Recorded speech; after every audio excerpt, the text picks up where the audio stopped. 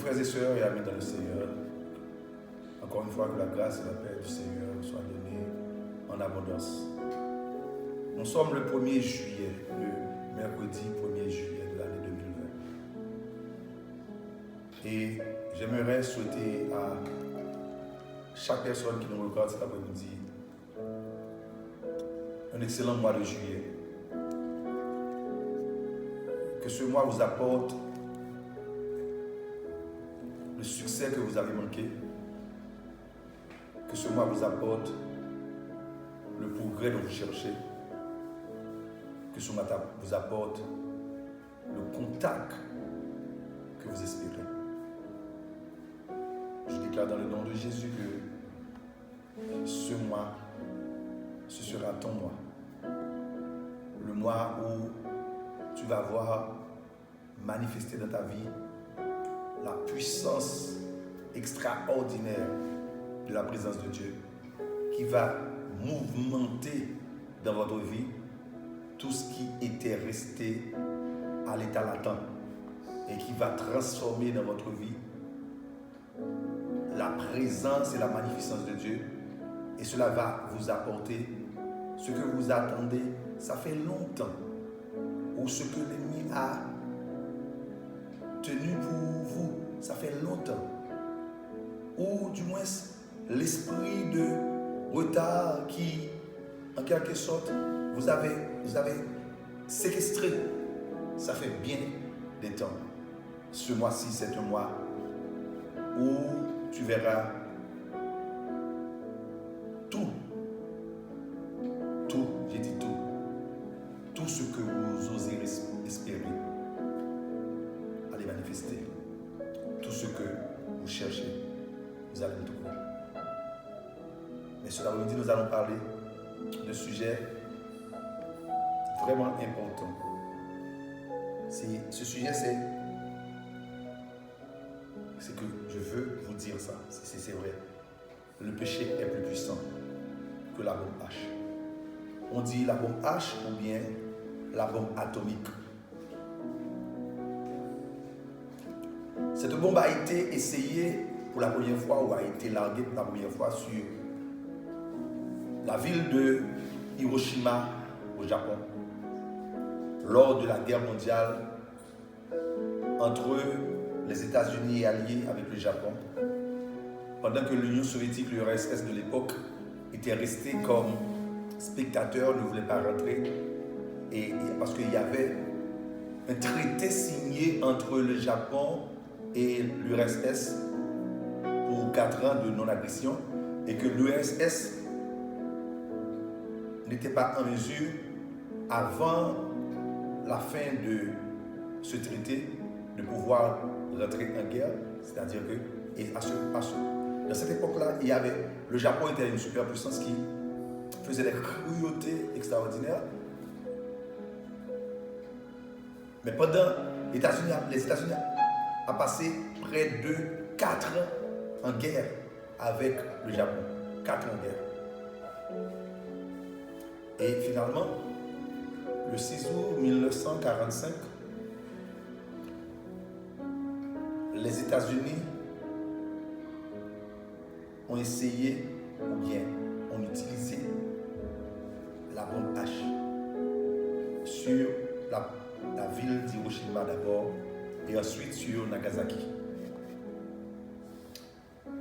Cette bombe larguée a contraint l'empereur Hirohito de faire marche arrière et de signer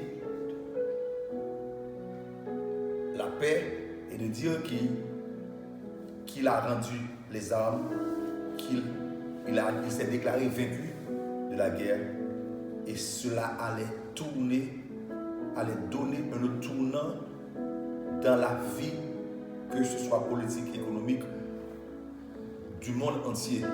Parce que maintenant, l'ère de la guerre froide allait commencer, où les deux grandes puissances de l'époque, les États-Unis, des puissances issues de la guerre mondiale, de la Deuxième Guerre mondiale, allaient partager le monde sur le plan politique, il y aura l'URSS et il y aura les États-Unis.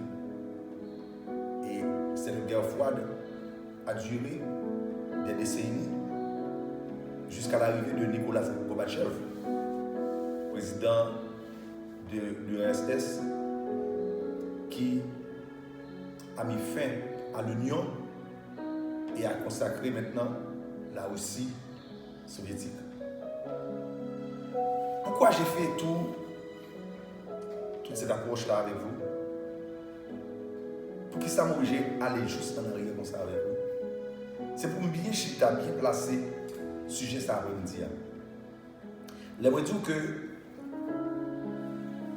péché est plus puissant que bombe H là, parce que bombe H là, c'est une bombe destructrice qui a détruit totalement 2 villes. Et jusqu'à présent, jusqu'à ce moment où je vous parle, sur une échelle de 100, 200 ou 500 personnes qui fait, après on a dommagé quand même par rapport à ces que bombe ça a quitté. C'est une bombe qui t'a gagné 3 parties. Qui est hydrogène et qui mélange avec l'autre élément qui permet que le bombe nucléaire qui fait et qui a un impact négatif sur la vie japonaise. Mais le péché, quand il rentre dans la vie de quelqu'un, le péché a l'effet d'une bombe. Le péché, lorsque d'abord, si que ou pas qu'on fait la paix avec Christ, ça permet que l'on a péché, ça va dire rien. Parce qu'on a vu une vie qui est normale. Mais, lorsque quelqu'un est venu à Jésus, quelqu'un a été scellé du sceau de l'esprit. Quelqu'un a été plongé dans les eaux du baptême. Et cette personne-là a déclaré de sa bouche que Jésus-Christ est Seigneur. Lorsque le péché rentre dans la vie de cette personne, et si la personne ne sait pas qui elle est exactement, si la personne ne comprend pas la notion de justice en Christ, si la personne laisse son flanc au péché, celui-ci a un effet destructeur sur la vie de celui qui a déjà confessé Christ. Lorsque le diable attaque la vie de quelqu'un qui a déjà fait connaissance avec Dieu et qui est en communion avec Dieu, l'attaque que l'ennemi a déclenchée sur la vie de cette personne, ça est plus, cette attaque-là, c'est plus cruel que la bombe H. C'est plus cruel que ce que l'ennemi a fait. Je peux vous dire cet après-midi que lorsque l'ennemi attaque la vie d'un croyant, il l'attaque avec l'esprit de l'anéantir. Lorsque l'ennemi attaque la vie d'une personne, qui reconnaît Jésus-Christ comme son sauveur, 2, qui commence à marcher selon l'esprit, 3, qui pratique le ministère, 4, qui exerce des ministères contre les démons, lorsque cette personne-là est dans une bataille avec l'ennemi cherche à l'attaquer d'une manière à ne pas lui donner l'accès de pouvoir se reprendre. Mais grâce soit rendue à Dieu, c'est avant même que nous de péché que Jésus-Christ est mort pour nous. C'est avant même que nous t'ayons vu de Christ que nous t'ayons sélectionné. Cet après-midi, je vais développer avec vous 5 à 6 points concernant le péché de son impact. Et vous allez voir que le péché est vraiment d'une grande puissance, mais le sang de Jésus-Christ est la toute puissance. Lorsque le péché nous attaque, il n'y a aucun remède pour le péché que le sang de Christ. Il n'y a aucun moyen pour le pécheur de parvenir à une vie meilleure si cette personne n'est pas rentrée sous la couverture de l'Esprit par la grâce de Jésus-Christ et la manifestation de la puissance de la croix.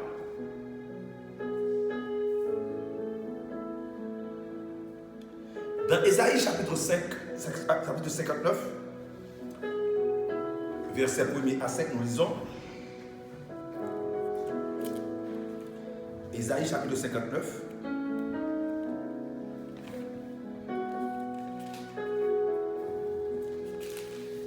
Verset 1er au verset 5. Le prophète Ésaïe a écrit: non, la main de l'Éternel n'est pas trop courte pour sauver, ni ses oreilles trop dures pour entendre. Mais ce sont vos crimes qui mettent une séparation. Ce sont vos péchés qui vous cachent sa face et l'empêchent de vous écouter. Car vos mains sont souillées de sang et vos doigts de crime. Vos lèvres profèrent le mensonge et votre langue fait entendre l'iniquité. Nul ne se plaint avec justice. Nul ne plaide avec droiture. Ils s'appuient sur des choses vaines et disent des faussetés. Ils conçoivent le mal et enfantent le crime.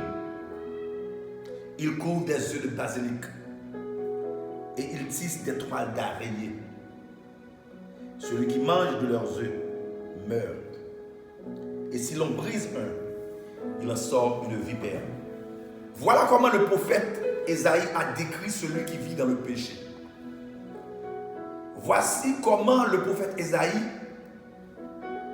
a fait comprendre à celui qui marche dans l'iniquité, celui qui marche dans le mensonge, celui qui profère des choses négatives de leur bouche, celui qui dit des choses qui sont contraires aux lois divines. Voici comment le prophète Ésaïe décrit ces genres de personnes. Mais je veux vous dire que le prophète Ésaïe ne parle pas de celui qui n'a pas encore connu Christ. Parce qu'il parle au peuple d'Israël, le peuple de Dieu. Et l'Église est symbolisée, aujourd'hui l'Église, c'est l'Israël par la foi. Parce que toutes les promesses que Dieu avait faites à Israël, excepté les promesses après la grande tribulation, où le peuple d'Israël sera le peuple que Dieu va venir, que Jésus va venir chercher spécialement après l'enlèvement de l'Église. C'est seulement cette promesse-là qui n'est pas pour l'Église, parce que l'Église ne sera pas là. Mais toutes les autres promesses que Dieu a données au peuple d'Israël, l'Église comme héritière d'Abraham, comme celui qui est sorti de la foi d'Abraham, est aussi dépositaire de ces promesses-là. Et si celui qui s'approche de Dieu avec la foi croit dans les promesses de Dieu, tout ce que Dieu a déclaré pour Israël, celui-ci va les trouver comme des actions que Dieu va créer à son égard. Qu'est-ce que je veux dire par là? Je veux dire que même si nous sommes dans l'ancien temps, où Jésus-Christ n'est pas encore cloué sur la croix, où Jésus-Christ n'est pas encore allé à Golgotha, le péché, ou du moins le peuple d'Israël, était considéré comme une peuple qui avait déjà reçu quelque chose et qui par cette chose devrait vivre et dominer sur le péché. Lorsque le prophète Ésaïe parle de cette manière, il a dit que Dieu a bouché ses oreilles. Dieu a croisé ses bras. Non pas parce qu'il ne veut pas entendre, il ne veut pas écouter la voix de ses enfants, ni non plus, c'est parce qu'il ne veut pas intervenir, utiliser ses mains pour délivrer avec puissance comme il a l'habitude de le faire. Mais il y a un handicap. Il y a quelque chose qui s'est produit et qui cache ce que dit la personne et que Dieu ne peut pas l'écouter parce qu'il y a une séparation, il y a un obstacle, il y a quelque chose qui est venu et qui a dit que Dieu, tu ne peux pas entendre cette personne parce que je suis là. Et cette chose-là, c'est le péché. Le prophète a dit que Dieu veut intervenir. Dieu veut écouter. Dieu veut agir. Mais vos péchés mettent une barrière entre Dieu et vous. L'effet que ça a produit, le péché a produit, le premier effet que le péché a produit dans la vie de celui qui a déjà reçu Christ, c'est que le péché a produit une séparation. Le péché a détruit la paix de cette personne. La première action du péché dans la vie du serviteur de Dieu ou de la servante de Dieu, parce que je parle aux chrétiens, je ne parle pas à ceux qui n'ont pas encore connu Christ. Je ne parle pas encore de ceux qui n'ont pas encore fait la paix avec Christ. Je parle à ceux qui ont goûté, ceux qui ont expérimenté, ceux qui ont pratiqué la justice de Dieu et qui sont tombés dans le péché. La première action que produit le péché, c'est que le péché vous enlève votre paix. Et le péché attire le malheur sur votre vie. Dans Deutéronome chapitre 28, le verset 15, Moïse parlait au peuple d'Israël. Moïse a fini de répéter le décalogue et Moïse était en train d'enseigner au peuple parce que c'était les derniers mots de Moïse avant sa mort. Moïse leur a dit, mais si tu n'obéis pas à la voix de l'Éternel ton Dieu, Deutéronome 28, verset 15, et si tu ne mets en pratique tous ces commandements et toutes ces lois que je t'ai prescrites aujourd'hui, voici les malédictions qui viendront sur toi et qui seront ton partage, qui viendront sur toi et sur ton partage. C'est-à-dire que la première action du péché, lorsqu'il est rentré dans votre vie, il enlève ta paix et attire le malheur sur toi. Il enlève ta paix et attire de mauvaises choses sur ta famille. Il enlève ta paix et attire des flèches brûlantes sur votre vie, sur vos biens, sur vos enfants, sur tout ce que vous possédez. Quelqu'un qui voit le malheur s'abattre sur sa famille ne peut avoir la paix. Quelqu'un qui vit dans le péché, même s'il fait semblant de prier, même s'il fait semblant d'adorer, mais il y a une coupure, il y a une séparation entre Dieu et cette personne, que c'est seule la repentance, c'est seulement la confession de ces péchés-là peut rétablir la connexion interrompue entre Dieu et son enfant. Le péché d'abord vous vole votre paix. Le péché d'abord enlève la quiétude d'esprit. Celui qui est dans une situation de péché a perdu sa voix. Celui qui est dans une situation de péché a perdu tout son état d'âme. Lorsqu'on est tombé dans le péché, on ne peut plus vivre comme auparavant. Pourquoi? Parce que d'abord, nous nous sommes éloignés de Dieu. D'abord, c'est pas, je veux m'expliquer très clairement parce que j'ai l'habitude d'enseigner la justice de Christ et j'aimerais pas semer la confusion dans l'esprit de ceux qui, de mes enfants spirituels qui ont déjà suivi avec moi les enseignements sur la justice de Dieu. Le péché ne peut pas enlever la justice de Dieu. Le péché ne peut pas éliminer la justice de Dieu. Mais un péché non confessé nous éloigne de Dieu. Ce n'est pas Dieu qui s'est éloigné de nous, mais c'est nous qui nous sommes éloignés de Dieu. Pourquoi? Comme Adam l'a fait lors du péché originel. Lorsque Adam a péché, Adam s'est écarté de Dieu et Adam s'est allé cacher. C'est ça que fait Jésus-Christ. Dieu, lorsque il est venu dans le jardin, c'est Dieu qui cherchait Adam. Bon Dieu t'a brûlé Adam tout côté dans le jardin. Qui côté où y est Adam? M'a cherché au moins pas. C'est-à-dire que Dieu cherche toujours ses enfants, même s'ils sont tombés dans le péché.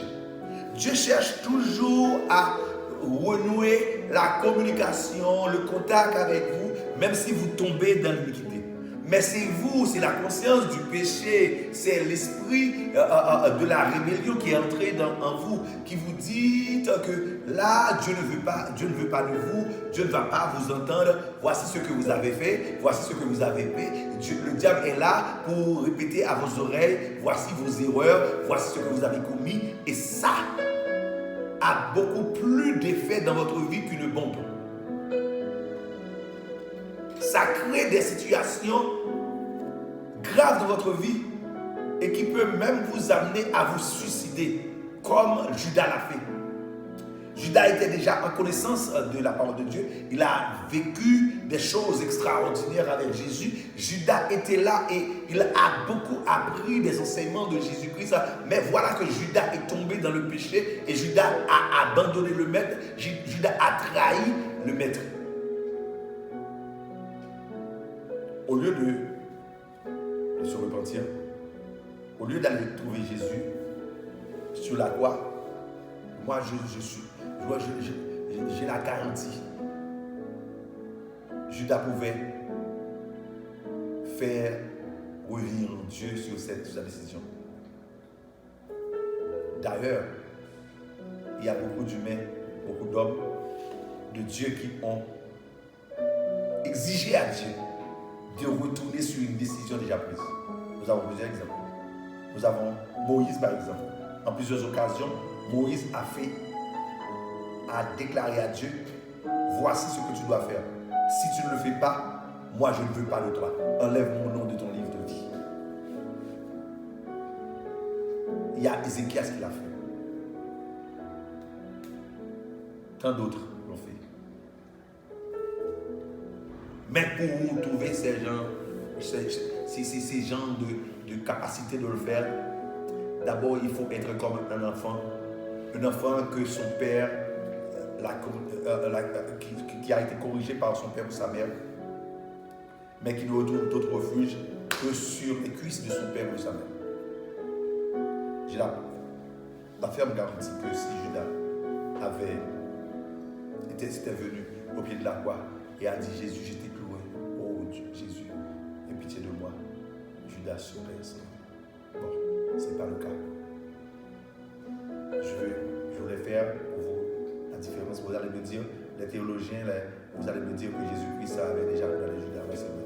Vous allez me dire que Jésus avait dit, il a fallu que cette personne-là qui allait le trahir, mieux vaut que cette personne ne soit pas née. C'est vrai. Mais je sais encore. Il n'y a aucune personne condamnée que Dieu a condamnée qui est revenue à Dieu, qui a demandé pardon et que Dieu ne tient pas compte. Regarde ce que Akab a fait. Akab a fait des choses abominables. Mais lorsque le prophète a dit à Akab, voici ce que Dieu va faire. La Bible nous dit que Akab a été rentré tout triste, il a déchiré ses vêtements, il a demandé pardon. Et Dieu a dit, voici, je ne vais pas faire venir le malheur pendant que Akab est encore en vie, mais je vais le faire venir sur Israël pendant que son fils dirigeait. Akab était le mari de Jézabel. Jézabel, l'ennemi farouche des serviteurs des prophètes. Akab, c'était un lâche qui ne pouvait pas prendre de décision lorsque sa femme Jézabel tuait les prophètes. Mais parce que Akab a incliné son cœur, parce que le prophète lui a dit qu'il a péché, et Dieu a dit, tu vois ce qu'a fait Akab? Tu vois comment il s'est humilié? Tu vois comment il s'est incliné devant moi? Moi, Dieu, je peux rester insensible à un homme qui s'est repenti de ses péchés. Cela veut dire que si le péché a l'effet d'une bombe dans la vie du croyant,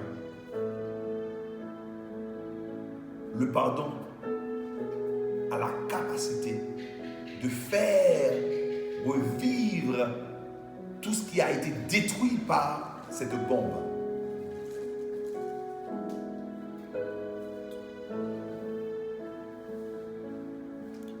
Le péché,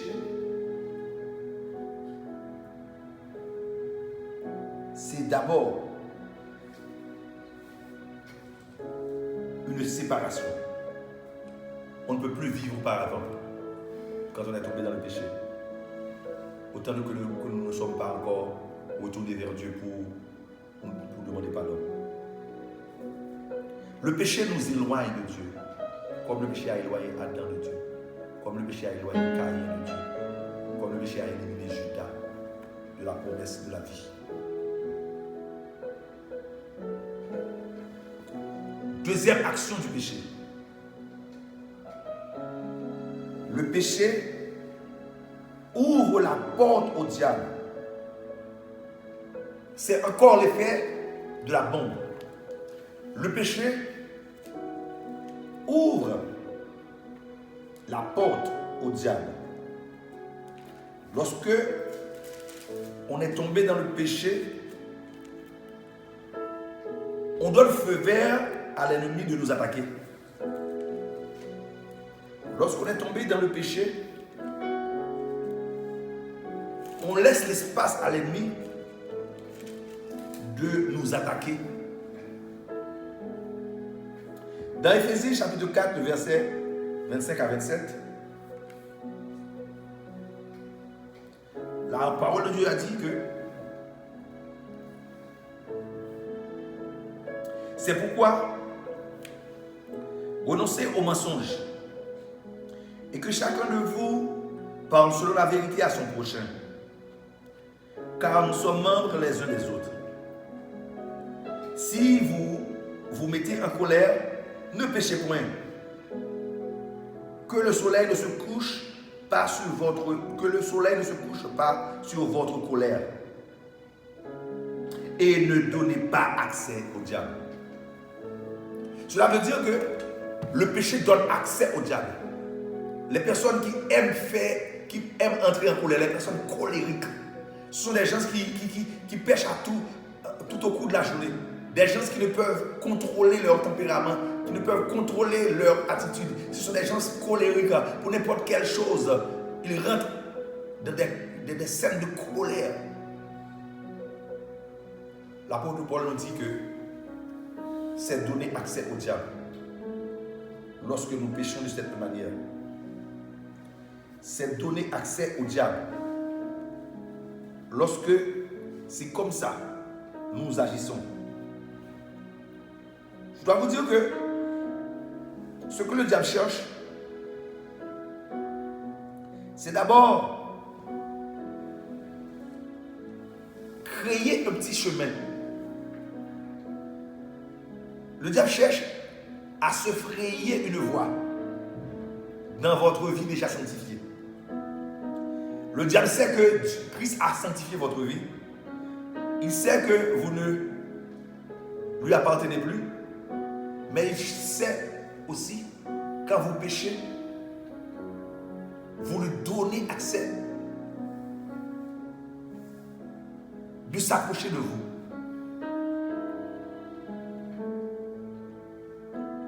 Car lorsque vous péchez, vous commettez un acte spirituel. Et le monde spirituel est partagé par deux grandes puissances.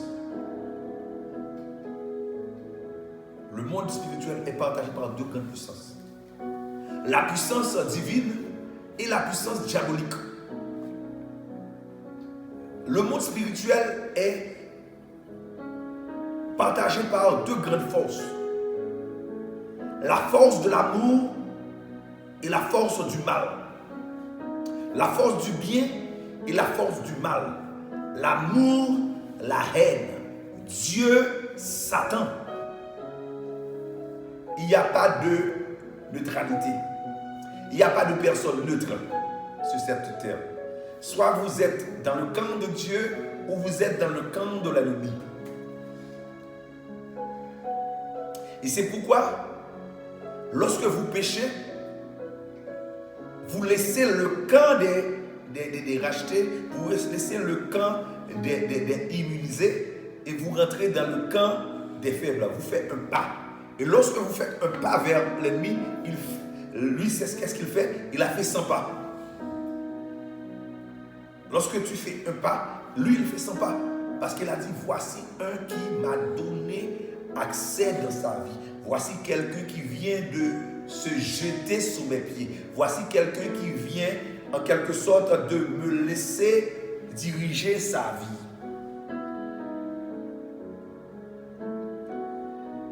Le péché est un acte spirituel. Laisse-moi vous donner le passage. C'est Jean 10, 10. Je crois, c'est Jean 10, 10. Qu'est-ce que Jean 10, 10 dit?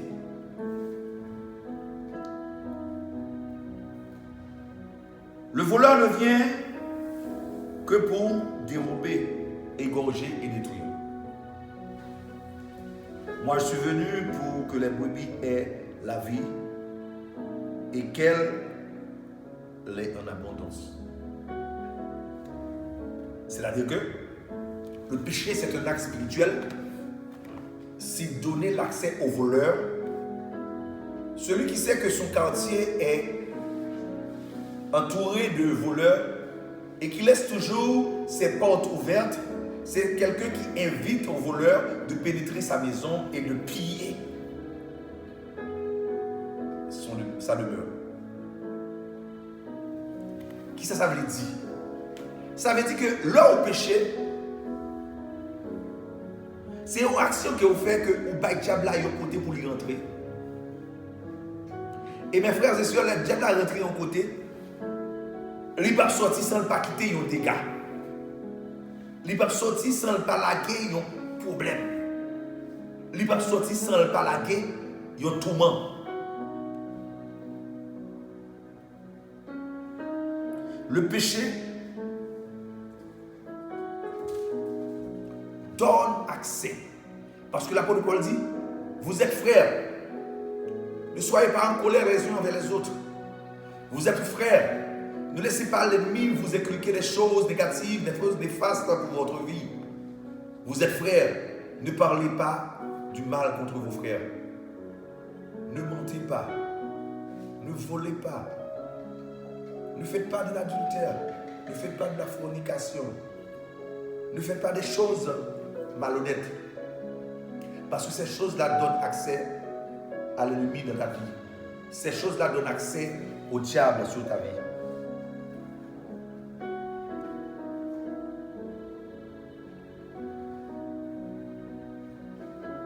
Troisième action du péché. Je vous ai donné déjà deux. Je vous ai dit que le péché d'abord détruit votre paix. Le péché enlève votre paix et vous faites vivre d'une manière en dessous de ce que vous vivez auparavant. Il a créé quelque chose dans votre vie et vous ne pouvez plus vivre comme auparavant. Encore le péché vous éloigne de Dieu. Deuxièmement, le péché ouvre une porte à l'ennemi. Selon Éphésiens chapitre 4, le verset 25 à 27. C'est aussi un acte spirituel. Lorsque vous faites quelque chose de mal, vous voyez seulement ce que vous faites de mal, mais vous ne voyez pas sa portée spirituelle. La portée spirituelle, c'est comme quand vous faites quelque chose de bien, c'est un acte spirituel. Quand vous faites aussi quelque chose de mal, c'est aussi un acte spirituel. Si je fais bien, je vais faire des choses que mon Dieu a fait pour moi. Mais si je fais mal, je vais accès que mon bail Satan, le diable, pour frapper moi. Troisième chose, lorsque vous péchez, l'esprit est toujours là, l'esprit de Dieu est toujours là. Mais ça peut arriver que vous l'attristez. Comment attrister l'esprit? Lorsque quelqu'un est triste, il a perdu la joie. Et cette joie qu'il a perdue, quelqu'un qui est triste, quelqu'un qui a une personne décédée, qui a un proche qui a été voyager vers l'au-delà, cette personne-là ne peut avoir la joie. Et lorsque la personne est triste, on a été dans un petit coin. Et n'importe quoi qui passe devant l'album moi-même, parce que tristesse n'a pas rien. C'est comme ça. La troisième action du péché, c'est que lorsque vous péchez, vous attristez l'esprit. Le Saint-Esprit est devenu triste. Et lorsque vous attristez l'esprit, vous éveillez l'esprit de l'ennemi. Éphésiens chapitre 4, verset 30 et 31. N'attristez pas l'esprit. Éphésiens chapitre 4.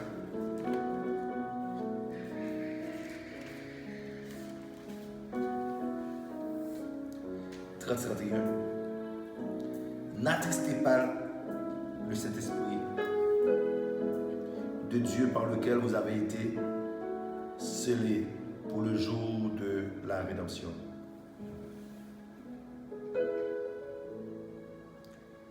Que toute amertume, toute animosité, toute colère, toute clameur, toute calomnie et toute espèce de méchanceté disparaissent au milieu de vous. N'attristez pas le Saint-Esprit. N'attristez pas le Saint-Esprit par lequel vous avez été scellés pour le jour de la rédemption. Lorsque vous êtes arrivé à Christ, lorsqu'on fait appel, on fait ça qui relève rencontre avec Jésus-Christ.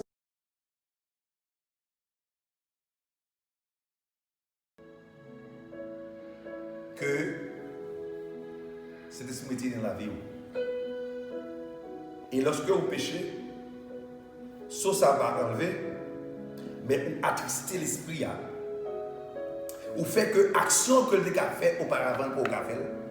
C'est-à-dire que ce que vous avez fait lorsque vous avez péché, par rapport à cet esprit, vous avez lié, vous avez lié les mains de cet esprit. Vous ne faites pas qu'agir.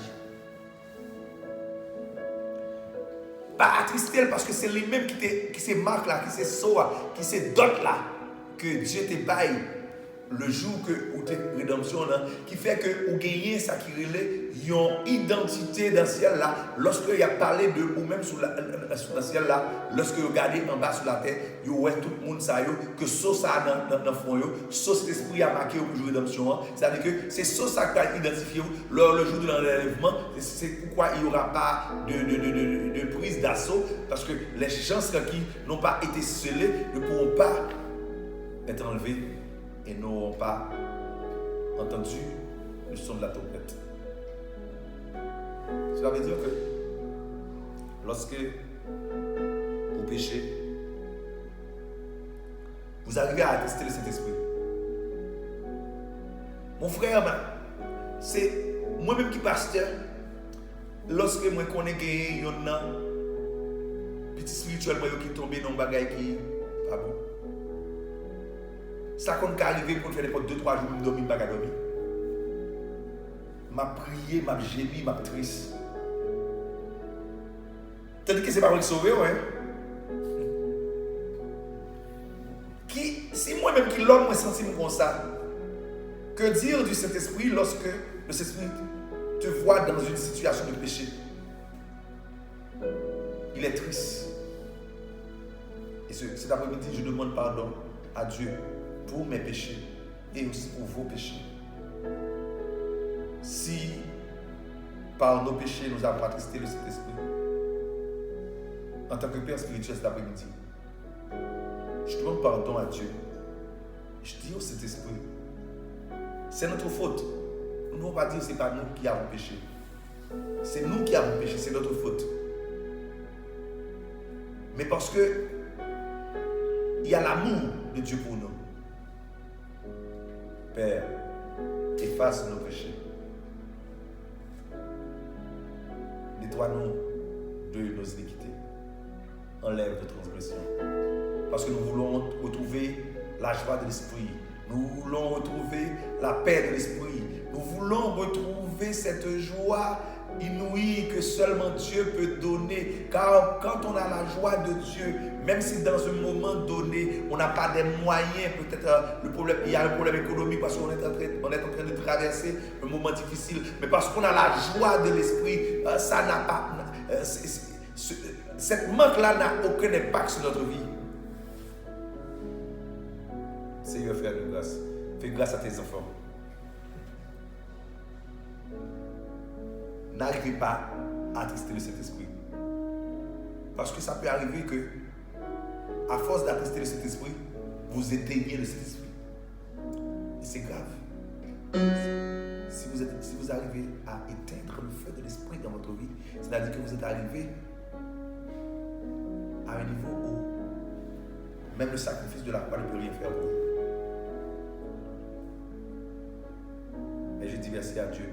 Aucun de vous qui me regardez ou qui m'écoutez cet après-midi, Dieu va vous donner la grâce nécessaire pour ne pas arriver dans cette situation.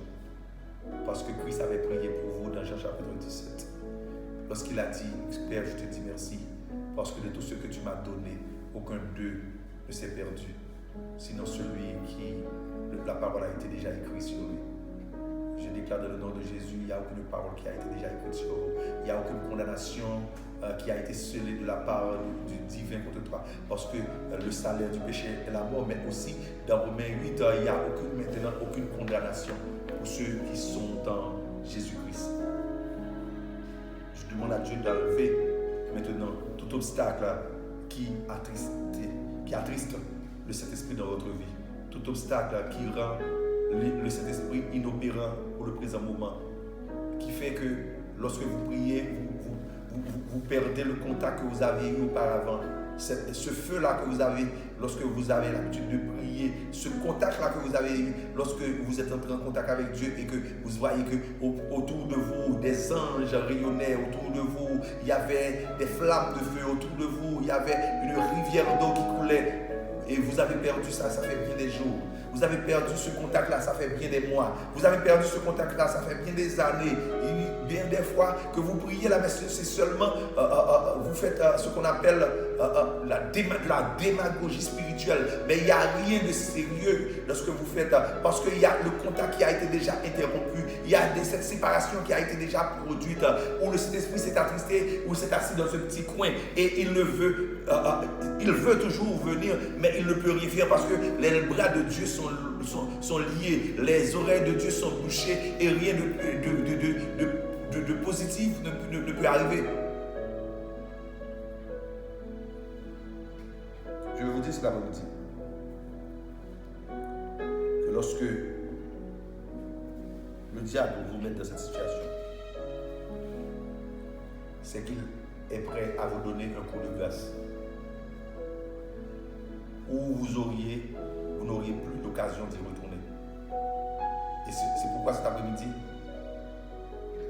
tous les enfants de Dieu, ceux qui sont nés de la famille de Dieu, doivent savoir que le péché doit être un accident. Le péché doit être un accident. Mais vous ne pouvez pas rester éternellement dans le péché. Vous ne pouvez pas y demeurer. Vous ne pouvez pas vous allonger comme si vous étiez dans votre lit fait de matelas d'eau. Parce que les lits, il y a des gens qui sont dans le péché qui est comme des gens allongés sur un matelas d'eau. C'est important cet après-midi. Sachez que le Saint-Esprit est là. Ne l'attestez pas.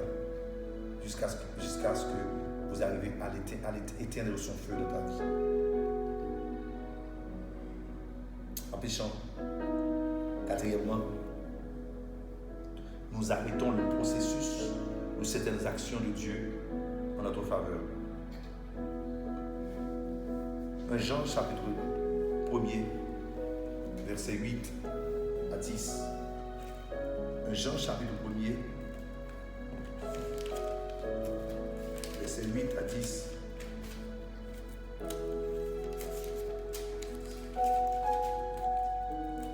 Jean chapitre 1er, verset 8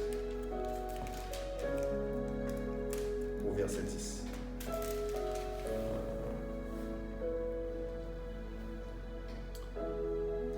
Si nous disons que nous n'avons pas péché, nous nous saisissons nous-mêmes et la vérité n'habite en nous.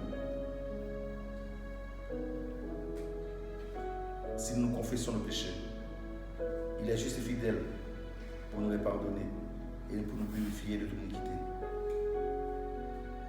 Si nous disons que nous n'avons pas péché, nous le faisons menteur. Et sa parole n'est point avec nous. Nous ne pouvons pas faire de Dieu un menteur. Lorsque nous péchons, peut-être qu'il y a certaines choses que Dieu a déjà planifiées pour notre vie. C'est un plan que Dieu a pour nous. Ce plan-là n'est pas éliminé, mais il y a des actions qui sont arrêtées et qui attendent la reconnexion pour pouvoir reprendre le chemin. Laissez-moi m'expliquer bien. Je vais m'expliquer ça en créole bien pour comprendre. Il y a des gens qui ont tellement de prophéties sur la vie, il y a tellement de choses qui vont Dieu promettre sur la fait pour eux. Mais promesse ça a toujours été là. Bon Dieu a toujours fait. Mais par rapport à péché, il est au péché. C'est-à-dire que c'est un chemin qui a été établi. Et comme si lorsque vous avez péché, vous coupez le une falaise.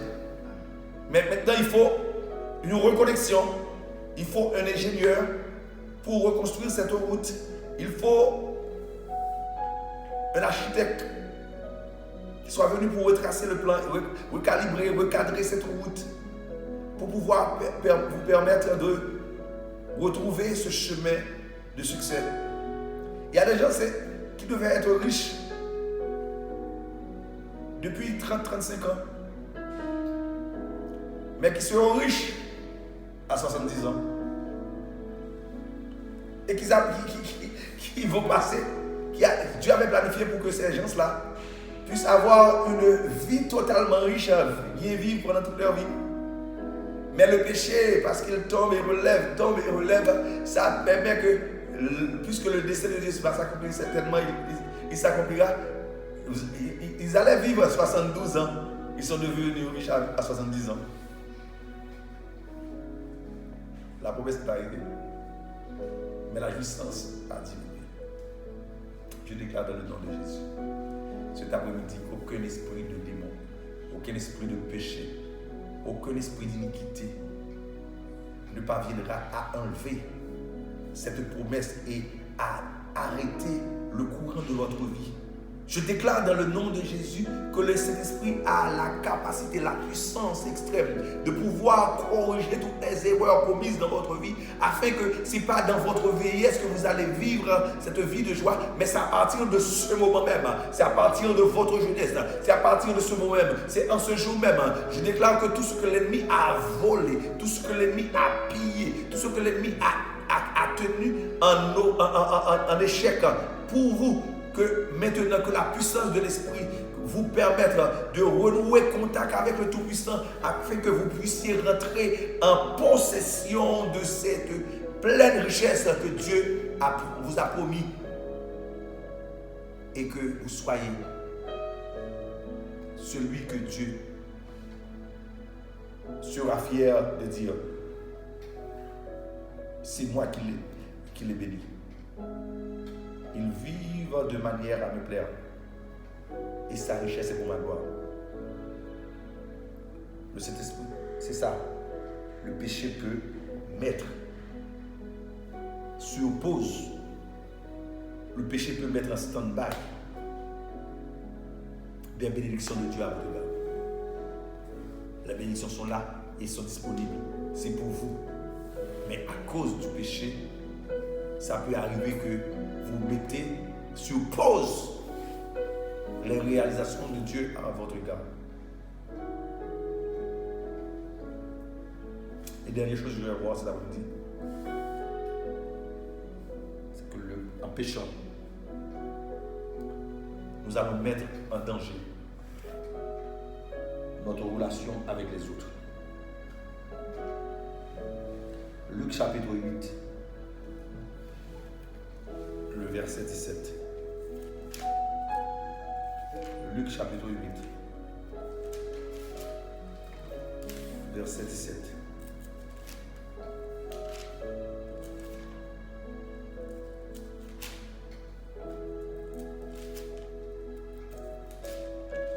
Luc 8. Verset 17.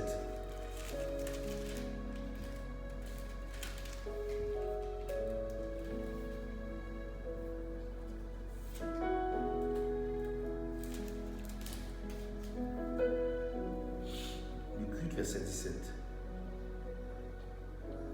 Car il n'est rien de caché qui ne doit être découvert. Rien de secret qui ne doit être connu et mis à jour.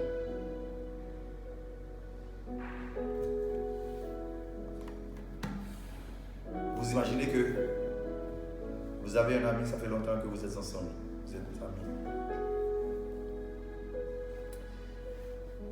Et à cause du péché, vous avez fait quelque chose contre cette personne-là. Et ça a mis en péril des années d'amitié. Vous imaginez que vous êtes marié avec votre femme, avec votre mari. Vous vivez bien, il n'y a aucun problème. Mais il y a un péché qui est là. Et le jour que ce péché est découvert, ça a brisé la relation. Ça a créé des frustrations. C'est-à-dire que ce que vous faites, c'est que, en péchant, vous allez mettre en danger votre relation avec les autres. Vous allez mettre votre relation en danger avec les autres lorsque vous péchez. C'est pourquoi cet après-midi, je vais terminer comme ça, pour vous dire que l'action du péché dans votre vie, c'est l'action de la bombe H sur Hiroshima et Nagasaki. Jusqu'à présent, les Japonais paient les frais. Ça peut arriver que vous avez péché et que Dieu vous a pardonné. Ça peut arriver que vous êtes tombé. Mais je vous en conjure, mes frères, mes soeurs, évitez le péché. Le sang de Jésus a une puissance extraordinaire pour pardonner, pour purifier. Le péché n'est pas plus puissant que la croix. Le péché n'est pas plus puissant que le sang du juste. Mais le péché peut créer des situations que vous allez regretter. Lorsque vous ne péchez pas contre Dieu. Et je pense que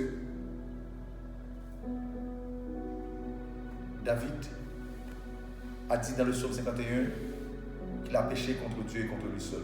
C'est pas vrai, David. C'est pas vrai. Lorsque vous êtes péché, vous avez péché, David. Vous avez péché contre vous. Lorsque vous péchez, mes frères et sœurs, c'est pas contre Dieu que vous avez péché. C'est contre vous. Parce que c'est pas Dieu qui va payer les frais, c'est vous. C'est pas Dieu qui va payer les conséquences, c'est vous. C'est pas Dieu qui sera dans la tristesse, c'est vous. C'est pas Dieu qui va cuisiner l'échec, c'est vous. C'est pas Dieu qui va perdre sa famille, c'est vous. C'est pas Dieu qui va perdre ses amis, c'est vous. Lorsque vous péchez contre vous-même. Cet après-midi, en tant que pasteur, frère, est-ce que cela veut dire que moi je n'ai pas péché? Tout le monde arrive à pécher. Mais ne demeurez pas dans le péché. Ne restez pas attaché à l'iniquité. Ne dormez pas au même lit que le mensonge, que le vol, que le meurtre, que l'adultère, que les autres choses. Ne dormez pas sur le même lit que des gens qui planifient de façon négative à porter atteinte à la vie des autres. Ne soyez pas des gens qui prennent le plaisir, comme a dit le prophète Ésaïe dans Ésaïe chapitre 59, comme des gens qui prennent le plaisir à pécher et que leur parole est devenue un venin comme les œufs de basilic qui inventent des vipères. Il y a des chrétiens, il y a des gens qui sont à l'église, ce sont des vipères. Il y a des gens qui sont à l'église par rapport à leur comportement, ils sèment la pagaille partout, ils sèment la confusion, ils sèment la division, ils sèment. Vous êtes devenus des agents du diable. Ne soyez pas des gens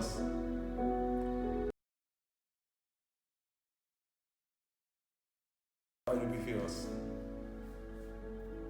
de ceux qui cherchent la grâce et le pardon de Dieu. Pour le diable, il n'y a aucun plan de salut.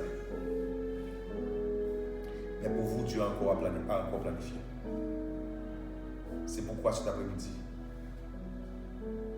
si Dieu vous a permis à écouter ce message, ce enseignement, sortez là où vous êtes. Sortez là où le diable vous a tenu en échec. Sortez là où le péché ne cesse de danser la samba sur votre vie. Le péché ne cesse de danser le cha-cha-cha dans votre vie. Cherche la grâce, cherche la faveur, mais surtout restez attaché à la justice de Dieu pour vous. Restez attaché à ce que Dieu a fait pour toi à Golgotha. Restez attaché à ce que Dieu a fait pour toi lorsque tu as été pécheur et tu es revenu au Christ qui est le chemin, la vérité et la vie. Que Dieu vous bénisse cet après-midi. Qu'il soit votre soutien, qu'il soit votre refuge, qu'il soit votre intercesseur, qu'il soit votre avocat. Lorsque l'ennemi veut renverser le courant de votre vie, que Jésus-Christ soit là pour intercéder afin que l'Esprit te donne la grâce nécessaire d'y remédier à tout ce que vous avez fait de mal et de marcher dans la justice et dans la grâce de Dieu. Soyez bénis par l'Éternel qui a fait les cieux et la terre. Que mon Dieu bénisse, qu'il garde, qu'il protège dans l'harmonie. Nous allons prier maintenant pour tous ceux qui se battent avec des péchés, pour tous ceux qui se battent avec des iniquités, pour ceux qui cherchent, qui tombent et qui se relèvent, mais qui font beaucoup d'efforts, des choses qui ils font beaucoup d'efforts, mais ils tombent, ils retombent. Nous allons prier ensemble. Dans le nom de Jésus, Père de toute humanité et de tout peuple, je m'approche devant toi cet après-midi, oh Dieu. Et moi, je viens pour me prier pour chaque monde qui, je dis encore, a fait un pile effort, mais il est tombé encore. Des gens qui ont crié tout le temps dans le pied, mais qui sont tombés encore. Des gens qui ont péché pour eux comme petit monde. Malgré qu'ils ont fait effort, ils ont campé, ils ont tombé, ils ont couru, ils ont tombé. Après qu'il y a un amour, moi, je viens devant vous, Père Saint. Et pitié de nous de ta bonté sur notre acte de miséricorde. Efface les transgressions de ton peuple, efface les péchés. Lave-nous complètement de nos iniquités et purifie-nous de nos péchés. Seigneur, cet après-midi, j'intercède pour l'église Bethel, Maison de la Grâce. J'intercède pour les jeunes filles. J'intercède pour les jeunes garçons. J'intercède pour les couples, pour les familles. J'intercède pour les leaders. Père, dans le nom de Jésus cet après-midi, fais-nous grâce spéciale, Père Tout-Puissant, pour nous capables de sortir en bas charge d'iniquité. Fais-nous grâce pour nous capables de sortir en bas problème de péché. Fais-nous grâce pour nous sortir en bas transgression que nous-mêmes nous avons accordé à l'ennemi pour lui capable tout le temps pour lui arriver, pour lui atteindre nous. Des flèches que l'ennemi a atteint nous et qui fait nous, qui blesser nous, qui fait nous tomber tout le temps et parfois qui sépare nous de un pile de l'amour, qui sépare nous de un pile bagaille que tu as fait pour nous, qui retarde sur la vie nous de trois fois des choses extraordinaires que tu avais déjà planifiées pour nous. Cet après-midi, dans le nom de Jésus, nous te prions, oh Dieu, fais grâce à ton peuple. Fais grâce.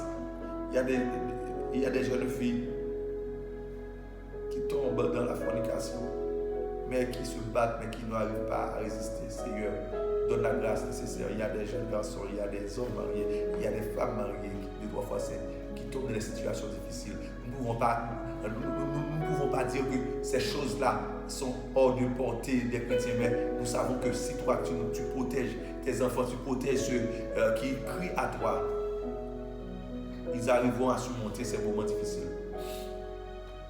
Seigneur, je bénis ton nom parce que cet après-midi, tu l'as fait comme un après-midi de grâce. Et tous ceux qui vont regarder ce live et qui sont enclins vers le péché et qui sont esclaves et qui se battent, pendant qu'ils vont écouter, entendre cette prière, qu'une action soit produite dans leur vie. Et ce qu'ils ne pouvaient faire auparavant, donnez-leur la capacité de pouvoir le faire cet après-midi. La sagesse, la force de résister au péché. Parce que tu as dit dans ta parole que nous devons résister au diable. Et il fuira loin de nous. Donne-nous cette grâce. Dans le nom de Jésus, nous t'en prions. Amen. Soyez bénis. Bon après-midi. Dans le nom de Jésus. Amen.